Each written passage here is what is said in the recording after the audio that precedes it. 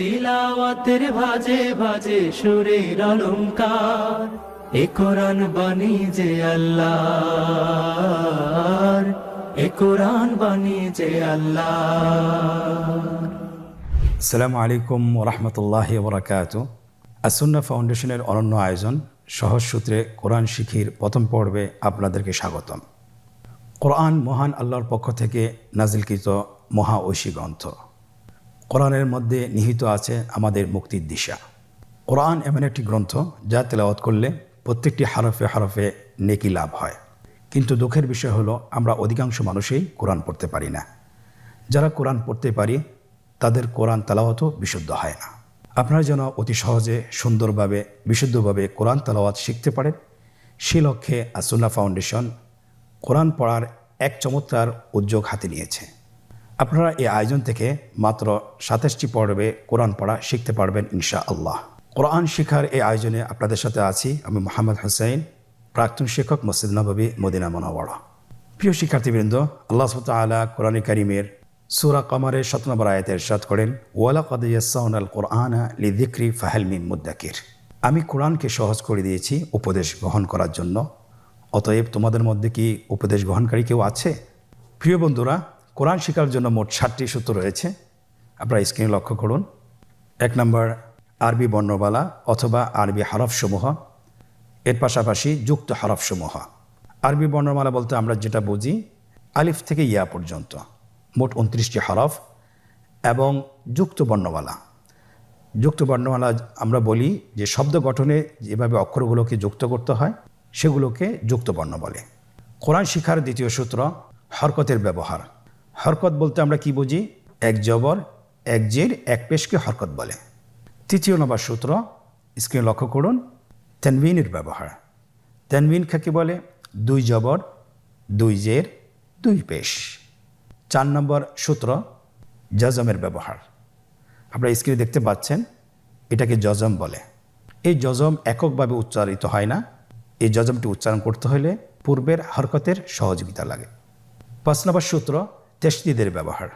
আমরা যদি তাশদীদের ব্যবহার শিখতে পারি তাহলে আমরা যুক্ত বর্ণ কিভাবে উচ্চারণ করতে হয়, তাশদীদওয়ালা হরফ কিভাবে উচ্চারণ করতে হয় সেটা আমরা শিখতে পারবো। স্ক্রিনে দেখতে পাচ্ছেন, তাশদীদ বলতে আমরা কি বোঝাচ্ছি? এই চিহ্নটাকে তাশদীদ বলে। এই চিহ্নটা যদি আমরা শিখতে পারি তাহলে আমরা তাশদীদের ব্যবহার শিখে ফেলবো ইনশাআল্লাহ। কোরআন শিখার 6 নম্বর সূত্র মাদের হরফকে জানা এবং এর প্রয়োগ কিভাবে করতে হয় সেটা শেখা। আমরা জানি যে মাদের হরফ 3টি, আলিফ, ওয়াও, ইয়া। জবরের বাম পাশে খালি আলিফ, জেরের বাম পাশে জজমালা ইয়া, পেশের বাম পাশে জজমালা ওয়াও হলে এক আলিফ টেনে পড়তে হয়। এটাও আমরা ইনশাআল্লাহ শিখব। কোরআন শিখার সর্বশেষ সূত্র, সেটাকে আমরা বলি মাদ্দে লিন। লিনের ব্যবহার আমরা যদি শিখতে পারি তাহলে আমরা কোরআন পড়া শেখাটা আমাদের জন্য সহজ হবে ইনশাআল্লাহ। আপনারা স্ক্রিনে দেখতে পাচ্ছেন, লিনের হরফ 2টি, ওয়াও এবং ইয়া। ওয়াও জজম, তার আগে যদি জবর থাকে, এবং ইয়া জজম, তার আগে যদি জবর থাকে, তাহলে এটাকে লিনের হরফ বলে। আলহামদুলিল্লাহ, আমরা কোরআন পড়া শেখার 7টি সূত্র আমরা দেখলাম এবং জানলাম। আমরা যদি এই 7টি সূত্র যদি আত্মস্থ করতে পারি, শিখতে পারি, জানতে পারি, তাহলে ইনশাআল্লাহ কোরআনের যে কোনো শব্দ, যে কোনো আয়াত, যে কোনো বাক্য আমরা সহজেই বানান করে পড়তে পারবো। এবং বিশেষ করে আমরা যখন 27টি পাঠ শেষ করতে পারবো তখন ইনশাআল্লাহ আমরা পুরা কোরআন যে কোনো জায়গা থেকে আমরা বানান সহ এবং বানান ছাড়া পড়তে সক্ষম হব ইনশাআল্লাহ। চলুন আর দেরি না করে আমরা আমাদের আজকের প্রথম পাঠটি শুরু করি। সকলে আমার সাথে বলুন, রব্বি জিদনি ইলমা, রব্বি ইশরাহ লি সাদরি ওয়ায়াসসির লি আমরি ওয়াহলুল উকদাতাম মিন লিসানি ইয়াফকাহু কওলি। আলহামদুলিল্লাহ, আপনারা স্ক্রিনে দেখতে পাচ্ছেন আরবি বর্ণমালা, আরবি হরফসমূহের যে 29টি হরফ, এর মধ্যে থেকে আমরা ইনশাআল্লাহ আজকে আমরা 7টি হরফ শিখব। প্রত্যেকটি হরফ কিভাবে উচ্চারণ করতে হয়, কয় আলিফ টান রয়েছে, কি কি বৈশিষ্ট্য রয়েছে, এটা বিস্তারিত সহ আলোচনা করে আপনাদেরকে ইনশাআল্লাহ পড়াবো, এবং হরফগুলো কিভাবে লিখতে হয় সেটাও আমরা আপনাদেরকে দেখাবো। আপনারা স্ক্রিনে লক্ষ্য করুন, আলিফ হরফটি অবশ্যই আপনারা দেখতে পাচ্ছেন। আলিফ হরফটি খুবই সহজ, দেখতে লাঠির মতো। এটা লাঠি যেরকম দাঁড়িয়ে থাকে, আলিফ হরফটি সেরূপ দাঁড়িয়ে আছে, তাহলে এটাকে কি বলে? আলিফ। আমাদেরকে বলতে হবে, বলুন আলিফ। আলিফে কিন্তু কোনো টান নেই, আপনারা বুঝতে পারতেছেন। আমি যখন আলিফ বলছি এর মধ্যে কোনো টান হবে না, আলিফ। আবার বলুন আলিফ। আলিফ হরফটি মাখরাজ হলো আপনার মুখের শূন্যস্থান থেকে, গলা এবং মুখের শূন্যস্থান হতে আলিফ হরফটি উচ্চারিত হয়। আমরা সবাই বলি আলিফ। এর পরবর্তীতে আপনারা দেখতে পাচ্ছেন 3টি হরফ আমরা দেখতে পাচ্ছি আমাদের স্ক্রিনে চলে এসেছে, বা, তা, সা। আমাদের স্ক্রিনে চলে এসেছে বা হরফটি কীভাবে উচ্চারণ করবেন? বা হরফে টান হবে, এক আলিফ টান। আপনারা আমার সাথে বলুন বা। আবার বলুন বা। এর মাখরাজ হলো আপনার 2 ঠোঁটের বিজা অংশ থেকে আপনি উচ্চারণ করবেন। দেখুন স্ক্রিনে কিন্তু এটা ছবি দেখা যাচ্ছে, আপনি ছবি দেখেও বলতে পারেন এবং ছবি দেখেও আপনি নিজে অনুশীলন করতে পারেন। আপনারা আমার সাথে আবার বলুন বা। বায়ের মতো আরেকটি হরফ আমরা দেখতে পাচ্ছি তা। তায়ের উপরে 2 নোক্তা, তাহলে 2 নোক্তালা হরফটিকে কি বলে? তা হরফটি বারিক হরফ এবং এক আলিফ টেনে পড়তে হবে। আপনারা আমার সাথে বলুন তা। আবার বলুন তা। তায়ের মাখরাজ কোন জায়গা থেকে? জিহ্বার আগা সামনের উপরের 2 দাঁতের গোড়ার সঙ্গে লাগিয়ে উচ্চারিত হয়। আপনারা আমার সাথে আবার বলুন তা। মাশাআল্লাহ, আমরা সহজেই বা এবং তা চিনতে পেরেছি। পরবর্তী হরফটির নাম হলো সা।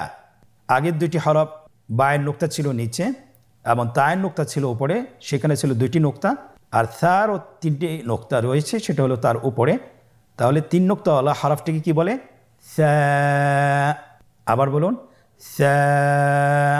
সা হরফটি বারিক মানে পাতলা করে উচ্চারণ করতে হবে। তাহলে আমরা এখন সায়ের মাখরাজ লক্ষ্য করি। সায়ের মাখরাজ কোন জায়গা থেকে? স্ক্রিনে দেখা যাচ্ছে। সা হরফটির মাখরাজ হলো উচ্চারণের স্থান জিহ্বার আগা সামনের উপরের 2 দাঁতের আগার সঙ্গে লাগিয়ে উচ্চারিত হয়। আমরা আমার সাথে আবার উচ্চারণ করুন সা। সা। আবার বলুন সা।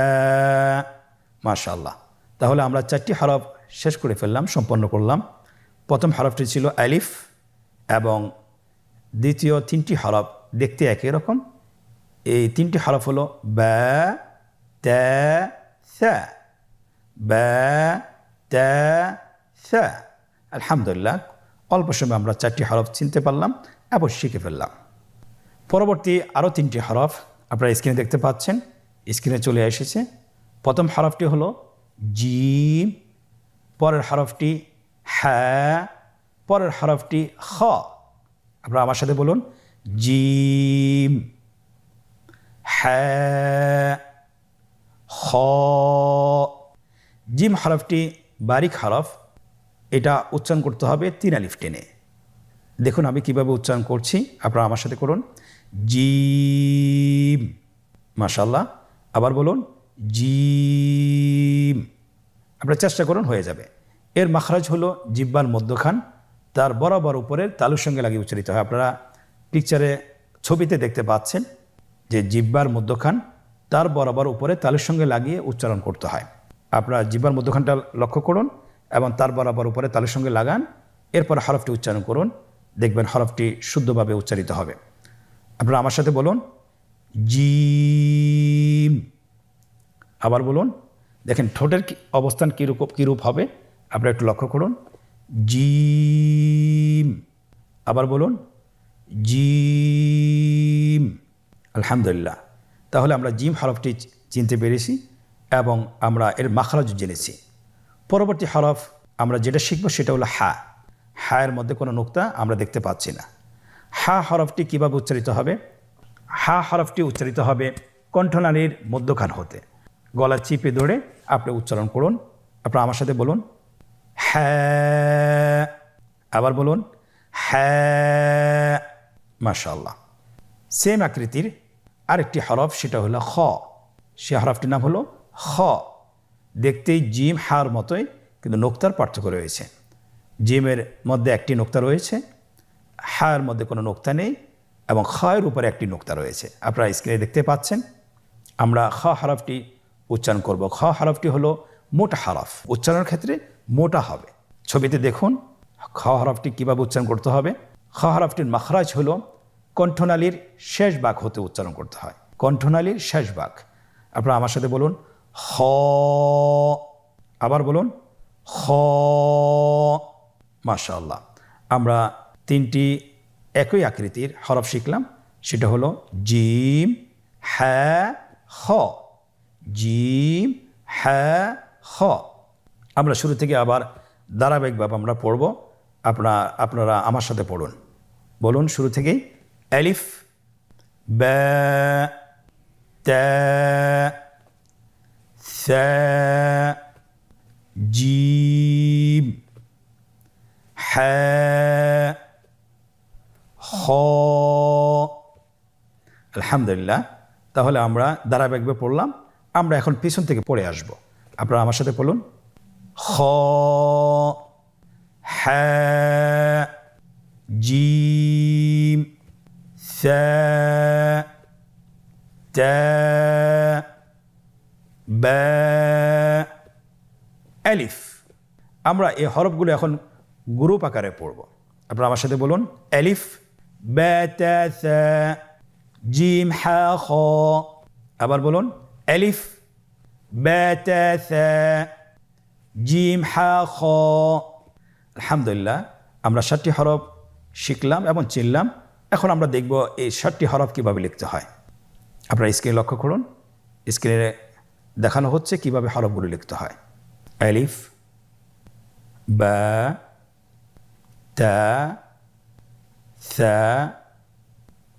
জিম, হা, খ।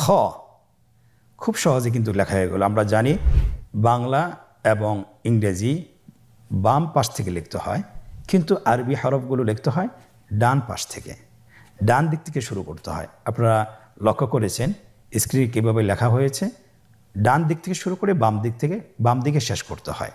সম্মানিত মুসলিম ভাই বোনেরা, এতক্ষণ ধরে আমরা আরবি হরফগুলো শিখতেছিলাম এবং আমরা অনুশীলন করতেছিলাম। এখন আমরা নিজেদেরকে মূল্যায়ন করব যে কতটুকু আমরা শিখতে পেরেছি, কতটুকু আমরা বুঝতে পেরেছি, বা হরফগুলো কতটুকু আমরা চিনতে পেরেছি, সেটা আমরা নিজেদেরকে যাচাই বাছাই করব অনুশীলনের মাধ্যমে। আমরা এখন একটি চমৎকার অনুশীলনের মধ্যে প্রবেশ করছি। আপনারা স্ক্রিনে দেখতে পাচ্ছেন আমাদের সামনে একটি অনুশীলনের পেজ চলে আসছে। এখানে আমরা নিজেরা অনুশীলন করব এবং আমরা হরফগুলোকে ভালোভাবে আত্মস্থ করব। 1 নম্বর অনুশীলন, নিম্নোক্ত হরফগুলো সঠিক নামের জায়গায় লিখুন এবং পড়ুন। নিম্নোক্ত হরফগুলো সঠিক নামের জায়গায় লিখুন এবং পড়ুন। আমরা দেখতে পাচ্ছি এখানে 3টি রো দেওয়া আছে। প্রথম রোতে হরফগুলো দেওয়া আছে, দ্বিতীয় রোটি খালি রাখা হয়েছে এবং তৃতীয় রোটি এখানে হরফগুলোর নাম দেওয়া আছে। এখন আমাদেরকে যেটা করতে হবে, হরফগুলো সঠিক নামের জায়গায় বসাতে হবে। দেখুন কিভাবে হরফগুলো সঠিক নামের জায়গায় বসানো হচ্ছে। প্রথম হরফটি হা, দেখুন তার সঠিক নামের জায়গায় বসানো হয়েছে। দ্বিতীয় হরফটি তা, তার সঠিক নামের জায়গায় বসানো হয়েছে। তৃতীয় হরফটি খ, তার সঠিক নামের জায়গায় বসানো হয়েছে। এভাবে সবগুলো হরফ তার সঠিক নামের জায়গায় বসিয়ে দেওয়া হচ্ছে। দ্বিতীয় অনুশীলন, রেখা টেনে হরফের সাথে নামের মিল করুন। আপনারা স্ক্রিনে দেখতে পাচ্ছেন এখানে 3টি কলাম রয়েছে। ডানের কলাম হরফগুলো দেওয়া আছে, মাঝখানের কলামে খালি রাখা হয়েছে এবং শেষের কলাম, তৃতীয় কলামটিতে হরফের নামগুলো দেওয়া আছে। আমাদেরকে যেটা করতে হবে, হরফের সাথে নামের মিল করতে হবে। কিভাবে? রেখা টেনে। প্রথম হরফটি সা, তার নামের সাথে মিল করে রেখা টেনে মিল করে দেওয়া হচ্ছে। দ্বিতীয় হরফটি হ্যাঁ, তার নামের সাথে রেখা টেনে মিল করা হচ্ছে। তৃতীয় হরফটি বা, তার নামের সাথে রেখা টেনে মিল করা হচ্ছে। এমনিভাবে প্রতিটি হরফ তার সঠিক নামের সাথে রেখা টেনে মিল করে দেওয়া হচ্ছে। আলহামদুলিল্লাহ, অনুশীলনের দ্বিতীয় পর্বটিও আমরা শেষ করতে পেরেছি। তৃতীয় নম্বর অনুশীলন, নোক্তাওয়ালা এবং নোক্তাবিহীন হরফগুলো সঠিক জায়গায় বসাতে হবে। আমরা জানি আজকে আমরা যে হরফগুলো শিখেছি এখানে কয়েকটি হরফের নোক্তা ছিল না এবং অধিকাংশ হরফের নোক্তা ছিল। আমাকে পার্থক্য করতে হবে যে কোন হরফগুলো নোক্তাওয়ালা এবং কোন হরফগুলো নোক্তাবিহীন। আপনারা দেখতে পাচ্ছেন এখানে আমরা লিখে দিয়েছি যে নোক্তাবিহীন হরফগুলোকে বসাতে হবে, পরবর্তী হলো নোক্তাওয়ালা হরফগুলোকে বসাতে হবে। ডানের কলামে আপনারা নোক্তাবিহীন হরফগুলোকে বসিয়ে দিন এবং বামের কলামে আপনারা নোক্তাওয়ালা হরফগুলো বসিয়ে দিন। স্ক্রিনে দেখতে পাচ্ছেন হরফগুলো বসানো হচ্ছে। নোক্তাবিহীন হরফ হলো 2টি, আলিফ এবং হা, আলিফ এবং হা। এবং নোক্তাওয়ালা হরফ হলো 5টি, আপনারা দেখতে পাচ্ছেন, বা, তা, সা, জিম, খ। আলহামদুলিল্লাহ, আমরা সঠিক হরফগুলো সঠিক জায়গায় বসিয়ে দিয়েছি। 4 নম্বর অনুশীলন, নোক্তা দিয়ে হরফ তৈরি করা। এটা খুবই সহজ। আমরা হরফগুলোর আকৃতি দিয়েছি এবং এখানে আপনাকে যেটা করতে হবে, নোক্তা বসিয়ে হরফ তৈরি করতে হবে। প্রথম হরফটি বলা হয়েছে যে আমাকে সা তৈরি করতে হবে, আকৃতি দেওয়া আছে, শুধুমাত্র আপনাকে নোক্তা বসিয়ে সা হরফটি নিশ্চিত তৈরি করতে হবে। তাহলে আমরা জানি সা হরফের নোক্তা কি নিচে না উপরে? অবশ্যই উপরে। কয় নোক্তাওয়ালা? 2 নোক্তাওয়ালা না 3 নোক্তাওয়ালা? অবশ্যই 3 নোক্তাওয়ালা। তাহলে আমরা 3 নোক্তা বসিয়ে সা হরফটি তৈরি করে ফেলি।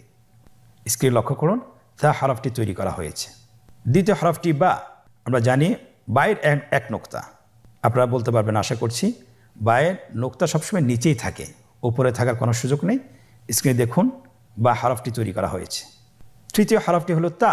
কীভাবে আমরা তা তৈরি করব? তায়ের আকৃতি দেওয়া আছে, কিন্তু এখানে তায়ের যে আর বাকি অংশ সেটা দেওয়া নেই। আমরা জানি বাকি অংশটি হলো নোক্তা। তাহলে নোক্তা কি নিচে বসবে না উপরে? অবশ্যই উপরে বসবে। 2 নোক্তাওয়ালা না 3 নোক্তাওয়ালা? অবশ্যই 2 নোক্তাওয়ালা। স্ক্রিনে দেখুন, তা হরফটি তৈরি করা হয়েছে 2 নোক্তা দিয়ে। চতুর্থ নম্বর হরফ খ। খ কীভাবে আমরা তৈরি করব? উপরের 1 নোক্তা দিলেই খ হরফটি তৈরি হয়ে যাবে, তৈরি করা হয়েছে। পরবর্তী হরফটি জিম। জিম আমরা কিভাবে তৈরি করব? অবশ্যই জিমের পেটের মধ্যে 1টি নোক্তা বসিয়ে দিলে জিম হয়ে গেল। আপনারা স্ক্রিনে দেখতে পেয়েছেন, আলহামদুলিল্লাহ। তাহলে আমাদের প্রশ্ন অনুসারে আমাদের হরফগুলো তৈরি করা হয়েছে। প্রিয় ভাইয়েরা, আপনারা এতক্ষণ ধরে যে ভিডিওটি দেখলেন, আপনারা যদি এটা বাসায় বারবার অনুশীলন করেন, কমপক্ষে 10 থেকে 20 মিনিট, তাহলে ইনশাআল্লাহ হরফগুলো চিনতে এবং বলতে আপনাদের কোনো ভুল হবে না। আল্লাহ সুবহানাহু ওয়া তাআলা আমাদেরকে কোরআনে কারীম খুব সহজে শিখার তৌফিক দান করুন, আমিন। আজকের পর্ব থেকে এখানেই বিদায় নিচ্ছি।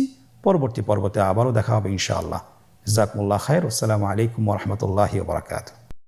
আসুন্নাহ ফাউন্ডেশন, উম্মার স্বার্থে সুন্নাহর সাথে।